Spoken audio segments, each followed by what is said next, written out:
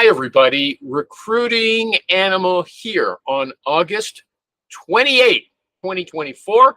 End of the summer. Last show of the summer. That's what I'm going to call it. Okay. Here's a girl, a woman with a problem that you guys have to solve. Okay. I'm working with the president of a company to find a business development manager. He likes one of my candidates and approved the salary, but he said this new hire is going to report directly to him instead of the sales manager, because the new hire is going to make more than the sales manager. Okay? This is a sticky thing already. But what happened? The president, who's her contact at the company, he got sick, he's in the hospital, and the sales manager has taken over the hiring process. Now, the sales manager wants to know what the salary requirements of the candidate are. And the recruiter doesn't know whether she should tell him or not. Okay, and there's something else. There's something else coming in here. This candidate has another offer on the table, so she can't waste any time waiting for the president to come out of the hospital. What does she do? Oh man, that choice. sounds like a made-up fucking story. Gosh, oh man.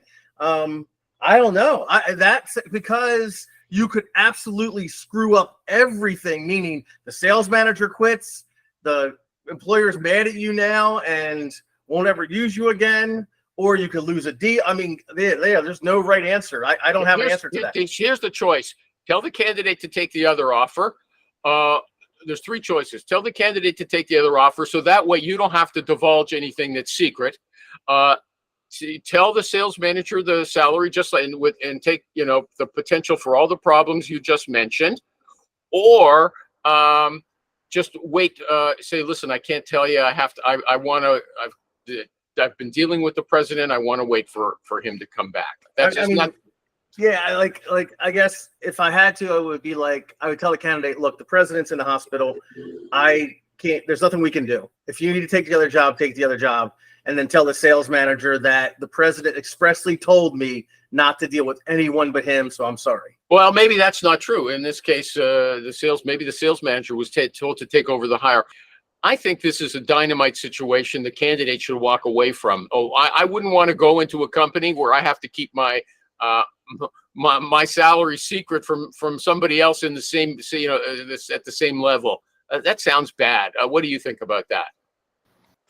I think salary is something that is, between yourself and your boss. I know HR understands. So you don't find that's not a scary thing to you in itself. It's not a time bomb waiting to explode. One, it sounds like a horrible company to work for. Why? What do you mean why? he's going around his sales manager's back. Either the guy's in charge of sales or he's not. Number one. My only response to that was the BDM goes out and gets business because he said that the sales manager manages account executives who just handle accounts. So that's kind of I can see that a little. One's an account manager, one's a business development manager. It sounds like it's a typical small business, family-owned business where the guy doesn't want to give up any control. So he's got two salespeople, one doing net new business, one doing existing, but the two need to really talk to each other. So. But BDM or S&M, that's very good. I like where you are in heaven. God, good for you. So it sounds pretty messy just from what you told us personally, and the company is to me. Listen, if this guy's, they have no option. If the president's in the hospital and you have no option because you don't know when he's getting out of the hospital. You're not looking to stress the guy out clearly. So if this person's either going to say, listen, this is what me and Mr. President talked about. Here's the comp I need, because it either works or it doesn't work. And it doesn't really matter because this sales guy is going to have to go get it approved anyway by the president. Okay, but Tom said if he gives that salary, it could cause an explosion in the company. The sales manager might leave. It could. Yeah, that's my point was the sales manager could leave. The owner, it doesn't matter. No, listen. Listen, it could. You're right. But this is what person A needs. All right. Okay, so maybe the recruiter should just tell the candidate, just listen, this is getting too screwed up. Take the other offer. Yeah, but I mean, but at the end of the day, is the candidate is going to take the other offer if he doesn't get what he needs. So whether the other sales leader guy knows it or not, it's immaterial. This is what this guy needs. Doesn't mean So like, don't worry about screwing things up, in other words, with the company by revealing a secret. what are you? How are you screwing? I mean, it's not his problem. And because at the end of the day is, listen, I'm trying to get a job. You want me to come in and do a certain job. This is what my job costs. You want the Ferrari or do you want the Yugo? You know, you can pay less. And look, sorry, Mr. Sales Guy. I mean, you asked me the There was question. another we had another discussion related. I said it's a bad situation to begin with. I agreed with you, where they have to keep these secrets from each other. But these guys said no, salary's often kept secret. It's not a public issue. I didn't say that. I asked David said it was, and I said, but it doesn't matter. Hang on, Tommy, it doesn't matter because either way, this guy's going to go take the other job. So who cares? He tells this company, "Hey, this is what I need." That sales guy is going to go to the back to the president. The president's probably going to say, "Let me handle it." You know, we can't pay that if he wants to keep it a secret. He's like, "All right, let me handle it. See if I can get him down." If the president's smart. And then he's going to give him an offer. This sales guy's not going to know the difference anyway. Yeah, you lost me. I don't understand. The president's in the hospital. He's not dealing with this situation. Say, that's too high. Let me work on it. The president will call the guy and go, look, the sales manager's making 110. I got to pay you 130. I'm just going to tell the sales manager I paid you 110. He doesn't need to know any better. Yeah, is that a disaster waiting to happen? It is. It's a company I wouldn't do business with, and I wouldn't suggest any candidate that I'm representing to go work for. Exactly. Unless the president is bringing in the BDM to fire the salesman, which is what it sounds down like. the road, right? Like I'm going to bring in this BDM. We're going to call you a BDM, but once you're up and running, you figure out stuff. Your job is to get rid of Tom. Throw him out the door, and then you'll be the sales manager and the BDM.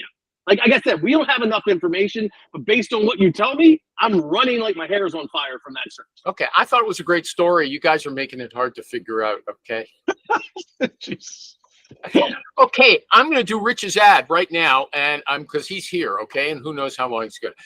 Hi, everybody. Rich Rosen is the Ethan Hunt of recruiting. Okay, and he doesn't take guff from any. He doesn't take guff from anybody, and there's no software sales position that he can't fill. And if you want to be like Rich, he's going to teach you how. He has a class every Thursday morning at 8:45 Eastern. The cost right now on sale is $500 from today till the end of the year. And he's so confident that he co-leads the class with someone who challenges his ideas about all kinds of things. So you get 2 points of view all the time. Mm-hmm. How do you like that, Rich? Was that okay? Who's the other person, Rich? That was excellent. Did you watch the other one I posted on LinkedIn? That was good, I thought. That was good. No, I didn't see the whole thing, but I've been traveling. You're posting ads all over. You're posting ads all over. Okay. That was this morning's job. I got hired a new admin, so it's been good. Okay, I was gonna do this kind of Tom Cruise running when I was saying. I love the visual. It's very good. I love that. Does anybody have an issue they want to talk about? What about Ethan Hunt? You got? Yeah. Well, you got to tell them. So it's $500 rest of the year. Go to the link, sign up. Oh, I didn't give the link. Okay. Who's the other guy? Or other counterpoint? It's a beautiful Swedish woman named Ilsa. that's your other movie. That's your other trainer. It's Trish Tamkin. With Trish Tamkin. Okay. So, but Rich said they clash, but they always come out to a solution. Okay, and you can take either one, and I think that's good. Only a confident person would have the guts to have someone challenge everything he's saying. Yeah. Okay, so that's a good sign. I think it's really good because if you're not everyone's style is the same, right? Some people want to be a little bit more soft, some people a little bit more hard, and it's like this way you get two views. The end result ends up being successful, but it's two paths to get there sometimes, and we do disagree on a lot of things. Good. Okay, hold on. You said go to the link. I'm going to give the emails. Go contact him, rich@cornerstonesearch.com. Or you can go to Moore, Moore, essentials.com. Which would you prefer? I say contact Rich directly. You Okay. can contact me directly. Go to my Facebook page. You'll see it there. Probably even the easiest. Or go to the Herc group. I posted in there. Yeah. Okay. We know. Okay. I What posted about? on your group. I got another. No, you didn't post there. I didn't get there yet. Okay. I'll do that. I posted for you, but nobody watches the clips. I don't know. They're crazy. I had a good clip from Tom today. Okay. Should you walk away from this client? Gavin gave 4 situations. Number 1, your client is working with multiple agencies. Yes or no? Walk away? Nobody. Can you hear me? Yeah. I mean, it depends, right, on the search. And I mean, if they're working with multiple agencies, but they're giving you an exclusive engaged on one search, yeah, then fine. But if they're expecting you to work multiple agencies means no exclusive. Okay. Multiple agencies means no exclusive. Okay, so you guys, that's not an absolute no for you. Okay, you're submitting candidates that you think are good. They're iffy about them, and they're not giving you a lot of great feedback as to why. Walk away. Yeah, I mean, listen, it's not going to be your A company. That if that's your A search, it's not really worth your time. Hold on a second. I told Tommy, I just posted it this morning. If you've got a retained search, you're trapped in that search, no matter how dumb unless you want to give the money back. Okay, you're trapped when they do those antics. Wouldn't you agree, Rich? What antics? In your Won't contract, give you, I just don't like her. Something I can't tell you exactly why. No, it doesn't work that way. It doesn't work that way. Yeah, that means you didn't write a good job order. That means you don't have a good relationship with the client. I don't care how much money. If you don't have a good relationship with the client and write a good job order, then yeah, shit like that's going to happen. How did you get a retainer if you didn't get all that information up front? I mean, that's just bad. That's just bad client interaction. I think Rich is going to disagree with you. Okay. Well, I think, one, if you've got a client that is giving you an engagement fee, and I've had it a few times this year, it makes no sense to me. They give you an engagement fee, and then the internals either work on it or they have other recruiters working on it. It's not worth. It's not that it's not worth your time, but it's certainly not an A-level search. And you should have. But you can't leave it. You've been paid already. Shut up! I'll tell you the answer. If you in your contract should have parameters in it which says, listen, the engagement is fulfilled after I send you 3 candidates, or after 30 days, there's outs, 30 days, 3 candidates, 90 days, whatever you want to do, where you have, what's the term, where, basically they've scheduled first interviews with the 3 candidates, you can walk away. Otherwise, you're open. I don't remember that being in your fee agreement. Is it? That's not in you're mine. making it up just so you don't have to agree. No, I just basically. Here's the thing. I've never had a client do that because you're taking a good job order. Like, we're good at what we do. I mean, these stories that come up, it's like, how do they even get upfront money if that's the relationship they have with the client, right? And like Rich says, they give it to a TA. Why did you call me? Why did you even give me money if you're going to let TA and 2 other recruiters work on it? Yeah, I honestly, I have collected 5 or 6 engagement fees this summer. I literally got paid last Monday for 2 searches that they closed off on Tuesday. I got $5,000 sitting in the That's account. fantastic. Ghosted me. $14,000. $14,000. I took $7,000 up front each because I just replaced a bunch of other people with them a few weeks earlier. What was happening? One hand didn't know what the other was doing, so somebody gave you the searches while someone else in the company was filling them? No, it's a tiny little company. They just said a change of heart. This is why you take engagement fees. So all right. Okay. Tom, did you hear what he said? He's got clients who are not as wonderful as yours, okay? And they might say, Rich, I just don't like Billy. And you'll say, well, what's up? And you say, I don't know. It's just a feeling I have. Does that happen? Just a feeling isn't an answer. Rich, would you let a client go by on that one? Just a feeling? No, I just tell them, listen, I mean, you tell me what the feeling is, and then we can keep working on the search. Otherwise, I'm just throwing spaghetti at the wall. And that's that's not a legitimate answer. No. Do you love me? Yeah. Like when I get legitimate answer. Yeah. When I get, we just we don't know. I'm like, well, I don't know what I'm supposed to do either then. I mean, what am I supposed to do? I mean, and you kind of go down a path with them. I mean, it's the same thing. If they can't give you answers, or you can only talk to a manager or someone to give you any feedback once a week, okay, that's good. I'll just sit on this thing for a week. I'll work on something else. So essentially, you guys are saying that's a walk away. That is a walk away, even if you don't tell the client that you're not working the search.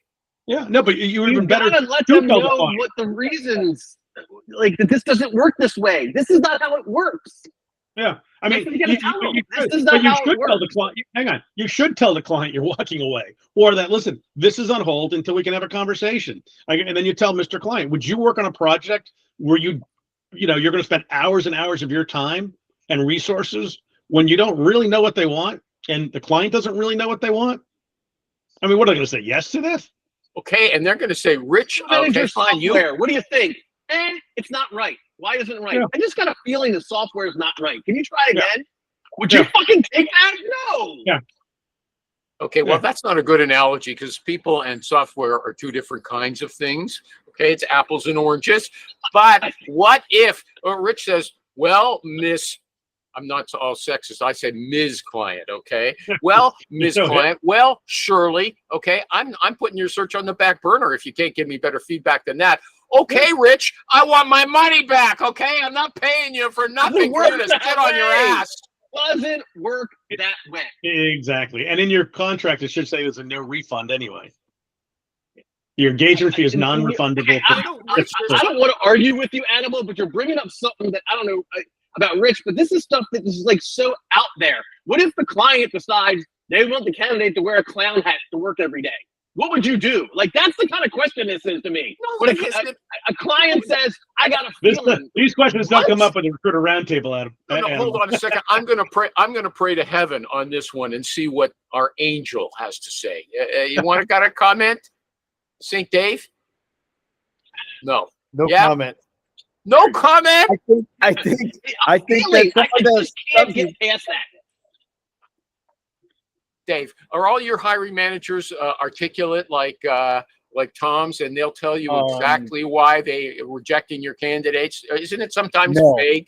No, they won't. It's usually, they're not a culture fit, or they weren't, or they're overqualified, or cultural fit is okay. That's not. No, I got a feeling. Right, a cultural fit they is okay. He doesn't fit in culturally. I can live with that. Companies need to have a hiring rubric, which clearly articulates what they're looking for in the positions. It helps be a source of truth when you go through an intake and you have, whatever, let's say they interviewed with 10 people or 6 people, and you have everybody says yes, yes, yes, and then the last person says no, and they don't end up making that person an offer because of some quote unquote feeling that wasn't data driven, that was like just somebody's, slant or misinterpretation of what the person said, or intuition. Okay. No. I mean, I kind of agree on David's point that, like, if you had a roundtable where 6 people now, and here's where that would come, like, where he says a rubric, right? Sometimes the president or the owner or the CEO will come in and say no, and there's really nothing you can do. I don't care how many rubrics you got and how well stuff are done. CEOs can be assholes. But David makes a very good point. One of my biggest client they do like a roundtable, right? They bring him in and there's 4 or 5 people and they put him through, we call the gauntlet, ask him a lot of behavioral based interview questions. And then after the interview, they all get together and talk about it, right? And pretty much all the time, the consensus is equal. And if there's an outlier, they'll discuss it. But I've never had an outlier kill a deal. It's usually a consensus overall that would kill the deal or make the deal happen. It happens a lot more than you think. Okay, a rubric, everybody, in case you don't know, is it like a checklist? Steve Levy says it isn't, but yeah, it is a checklist of the requirements, okay? No, yeah. It's a planned, intentional, like clearly defined breakdown of what they actually need in the roles. So when they're interviewing people, checklist, okay? And you know what? How do you feel about cultural, though, Dave? Do you feel like cultural fit or overall culture is not important for an organization? I think it's used a lot as an excuse way just to get somebody out. not like a concrete reason. Now, there's clearly people that, if somebody is a cowboy and doesn't communicate and, can't work in a group and they just, they're a cowboy, then you're not going to hire them for an environment that needs somebody that can group oriented. But that's not saying culture fit. They don't work well in a group. They're not collaborative. But intuition and vibes, you guys will not accept those things, right? You need to be data driven. You need to make your decisions based But upon. if someone says I have a gut reaction, you said, listen, client, Smaller, that's not It's more than acceptable. gut That is reaction. not There's got to acceptable. be more than that. it's smaller Yeah, there's gotta be companies. more. I do think you see that more often, but in larger, more established companies, even the company size I'm at right now, they have structure and everything's laid out. Okay. So here's what I'm hearing: that Dave doesn't agree with Tom at all. Okay, Tom says, "Oh, it never happens." This guy says it happens all the time. Okay, and I'm not clear though. That sounds like a walk away. But if the person asked for the money back, you guys would say no. No way I'm paying that engagement fee. What surprised me though is Rich. He's always going by the letter of the law. It's in the contract. He's not worried that there's going to be. But it is in the contract. The contract says, "Listen, if you're not going to take my candidates, then what can I do? I can't make you. You can't. He can't make you work on it forever. And if they're going to reject everyone, then great. But this is why you put And that's parameters your in your reasons why. I'm rejecting these candidates because they only have bachelor's degrees. I want masters. And I'm rejecting these candidates because they only have 5 years, not 7. Or I'm rejecting these candidates because they don't know Teklo or whatever it is. Those are reasons why, right? And if they keep rejecting them and it's the same reason, like if I'm screwing up by bringing them the wrong people, that's my fault. But if they keep changing the rules, hey, he doesn't have a master's degree. Okay, I get him a master's degree. Well, he doesn't know Tekla. Okay, I get you a master's in Tekla. Oh, he doesn't have 8 years. Okay, I get you 8 years. No, like you at some point you're like, wait a second, what did I do wrong in the beginning? Why am I? You personality issues, they don't count for you. The guy says, I just don't like the feel of his personality. Personality is different. And again, he can tell me, he can say to me, you're boring. You're too verbose. Those are personality issues. Yeah, he's a New Yorker. He talks too fast. Yeah. He's too outgoing. He just won't shut up, and it doesn't fit in well with our group. I'll take that. But I should know that going in what my client hires, right? I should know not to bring them a New Yorker. Okay, so Rich, if they say, like you just said, oh, the guy's too verbose, you would accept that, right? Yeah. I mean, it's a legitimate reason. He's just not. It's not going to fit. It's not going to work. What was the other one you gave? If he's just boring. I mean, if they have no personality. Boring. Okay, boring. I mean, anything else? I mean, but those are. I mean, there's a million of those Here's things. the personality. If I bring him We lost you. We can't hear you, Tom. At least I He can't. doesn't fit in Everybody culture, else? and that's my fault. Okay. Okay, but there's no gut reactions. Oh, I just have a gut reaction. I don't like the guy. That's you guys. Neither of you accept it. And Rich is willing to say if they pull that on him, he's not working the search, and he won't give the money back if they ask for it. Right? Yeah, it's in the contract. I mean, you won't give the money back either, Tom. But it never happens to you, so it's a moot point, right? Okay. But And yeah, Rich, it's I one of just those want to things, like, clarify. like I said, you're bringing up the things that don't happen.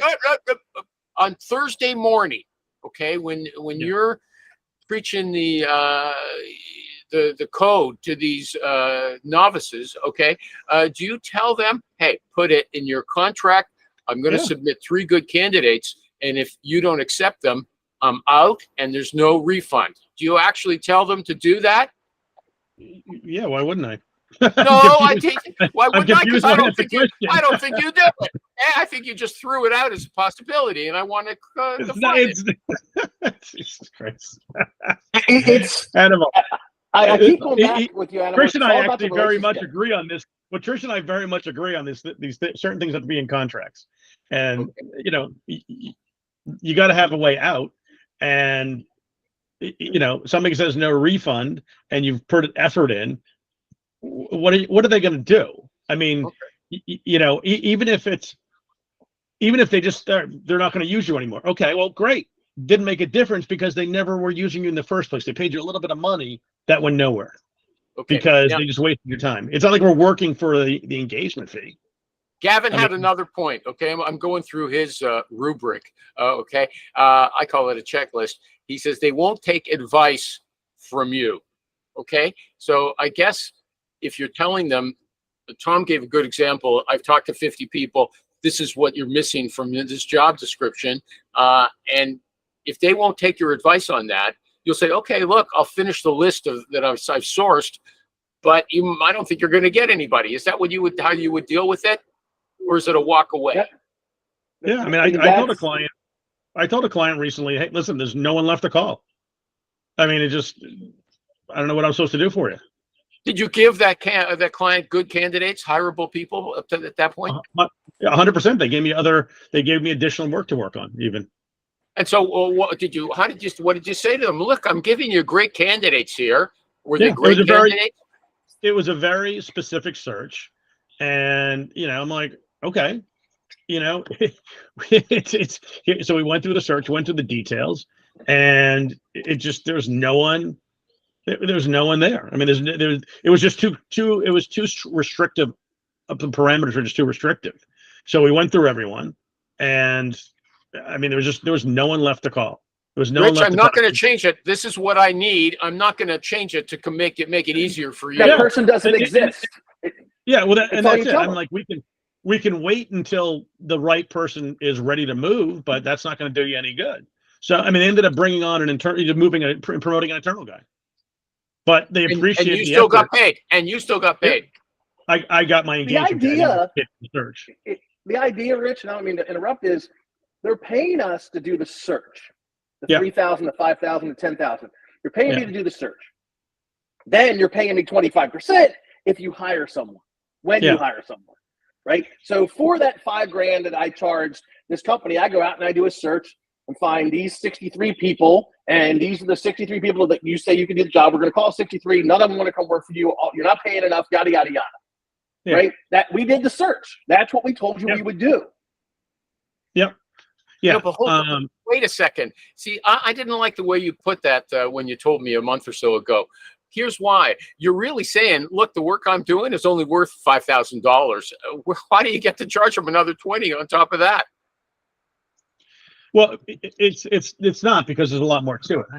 Because there's a lot more to it than just I'm doing three things at once here. There's a lot more to doing than just presenting candidates and finding candidates. There's holding their hand, walking them through the process. There's nurturing the whole process, make sure that they stay interested. The hardest part is coming up with a list of candidates. Maybe not.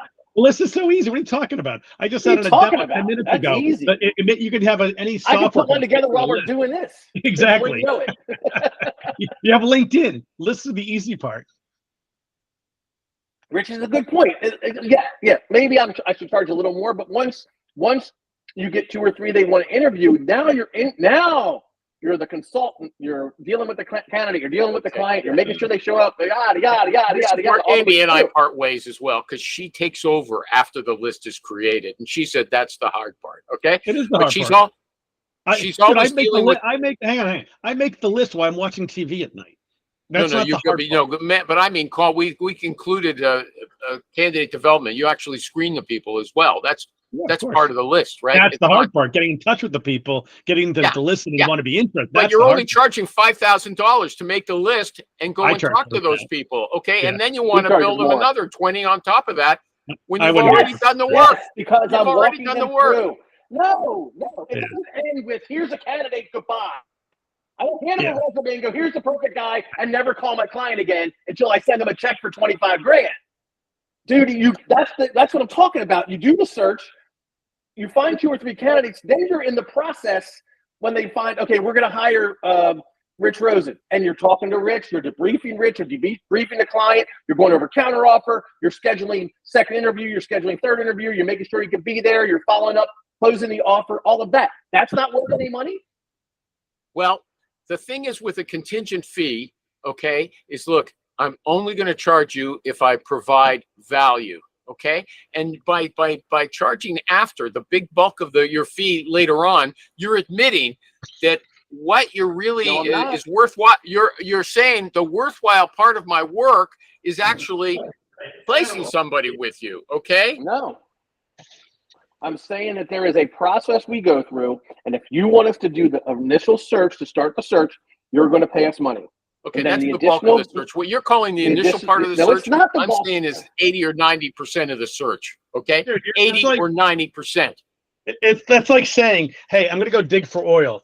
I know where the oil's buried, so we're good. No, That's the hard part. that's The hard- not it. What are you No, talking about? The same gushers thing. Right, already I found the come spot- in. I found the spot I found the spot to go dig. So now we can go drill that spot. Guess our hard work's done, right? We found the people. No, we found, calling all we those found the oil. people is digging. Calling those people and screening them is digging. Okay, you've You're got right. the That's the oil. hard part. It's dug. Screening them. But Dave, do you want to sort us out? Dave, does anything in Sure, in the Dave. divine realm? No. Okay. No comment. No comment. I mean, I actually like Cell Entertainer because I say you get more for less. You get more quality, more service, more for less money. Because we used to sell 30% contingency, 25%. Okay. engaged, There's right? a different way So I you used could to always sell say, I that. always There's like a to get more different way you service can for less sell money. that makes it look. This is Rich is on the phone. Okay, but this is just to let me know that you're serious about this search. I'm not just going off on a wild goose chase. Okay, that's different. That's part of it too. Yeah, that's part of it. No, that's better. Why is That's it any better. different when I take a when someone builds a house, right? The contractor will take a 20% deposit, right, or build a deck. They'll take a 20% deposit. They'll do all the work, do the blueprints, buy the materials, right, and then you pay them at the end. Is the easy part the beginning? Okay, you know what? The big name firms, they charge the first third for doing the sourcing, just a name gen. The second part is for actually the candidate development. So they come up with 3 candidates, like Rich said. Okay, the final part is when you actually hire somebody. So the point is, they get paid regardless if they hire anybody or not.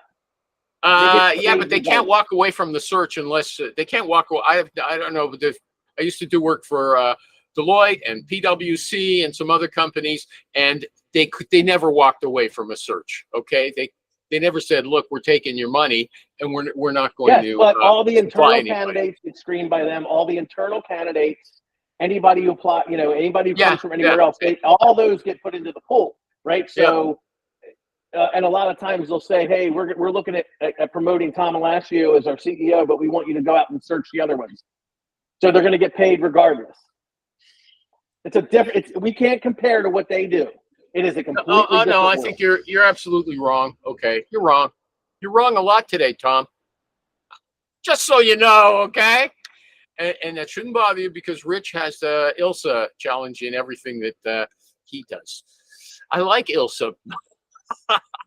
For watching some of those Mission Impossible movies on Netflix, okay, and she's Rebecca Ferguson. That's her name. Swedish. Okay. Okay. These are bad email openers. Would you guys agree that these are bad? Hope this email finds you well. Bad? I hate it. Hate it. Okay, I hate it too. Okay, and I think it's typical of people who don't speak English as their first language. Just wanted to touch base. What do you think? No, because we're not touching base with anybody. Dave, whenever you hear something that you think is relevant, you can pipe up. Okay, I think just wanted to touch base. It's more like a follow-up rather than, but it could be an initial contact as well. We are an award-winning. That's a no for me. I don't like bragging. Okay, what's the point? Okay, what about I'm the Ethan Hunt of recruiting? I mean, I like that better than all the other ones. So far. Well, Rich, would you put that into an email? I'm the Ethan Hunt of recruiting. No, how about you make it about them? How about, hey, listen, I know you've got you've had 10 openings. I know you've got 1,000 candidates. I mean, what if I can whittle it down to 4 for you? Okay. Here's another one. Do you have 15 minutes to? Do you have 15 minutes to chat? No. No. Everybody's I against. mean, it's fine. I mean, I people get all over that one. I don't think it's horrible, but it's more like, would you be open to learning more? Be open to discussing? Okay. Here's what the guy who wrote that list. Here's what he suggested is much better. Something to the effect of, we've helped many companies like yours find, et cetera, et cetera. You like that? We've helped many companies like yours, and he will name some of the companies if you have, or you're free to do that. I mean, that's okay. That's not horrible. I can't remember. You're involved in the mass emails now. What's your opening line? I don't do any business development. It's mostly candidates, so it's usually just Well, like, what's your you opening know, line? Yeah, what's your opening line? Hi, Steve. Next, after hi, Steve. Come on, don't play games with me. Hold on. Yeah, you're gonna make me look, right? So You can't so remember? I think the first one. Why should I remember what an opening email is? Yeah. I mean, I just started doing it. I got my scripts. You want me to do a pitch? You want me to do a rebuttal? I got those, bro. But I don't have the hold on. So this one I just did here.